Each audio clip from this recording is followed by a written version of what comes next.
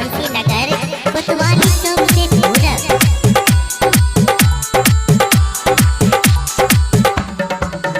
आप सुन रहे हैं रोहित यादव मैथिली सॉन्ग बंसी नगर कोतवाली चौक से पूरब। हम धूप लेने हम दीप लेने हम माला लेने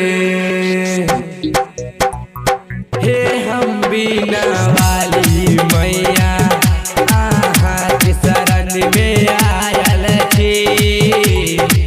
सुनो ये हंस बहनी आहाँ के शरण में आयल छी।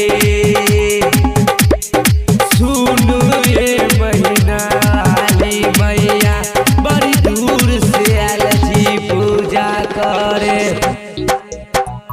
बड़ी दूर से आयल छी आहाँ के शरण में आयल छी।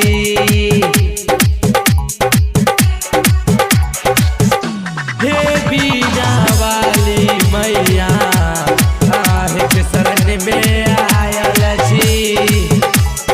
डीजे हरिओम बसंत को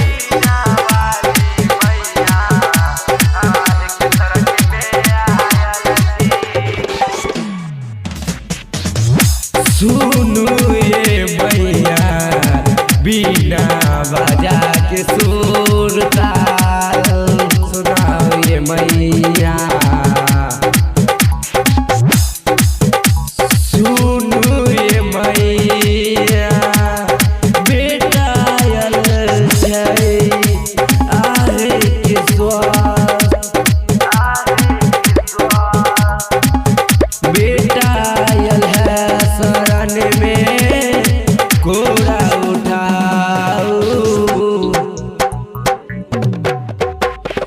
सुनो ये बीना वाली मैया के शरण में हम आयल छी। डीजे हरिओम बसंत को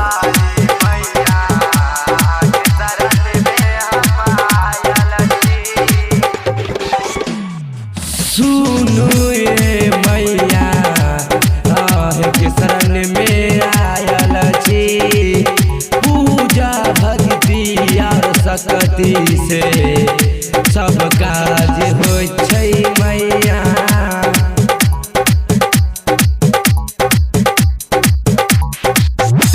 हे बीना वाली मैया थोड़ा बीना बजा देना चाहो ना।